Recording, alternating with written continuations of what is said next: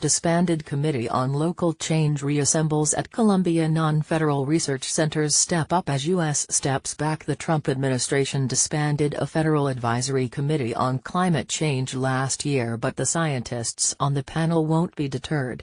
They're taking their research elsewhere. Columbia University's Earth Institute has hired one of the committee's researchers, Richard Moss of the University of Maryland, who will reconvene most of the former panel members and produce the same report. The shadow panel, announced on Thursday, is the latest example of how President Donald Trump's antipathy toward climate change research and policy is pushing scientists into internal exile. As a visiting scientist, Moss and the panel will produce the report, which is an addendum to the quadrennial National Climate Assessment, released in early November, that focuses on local impacts of the warming world.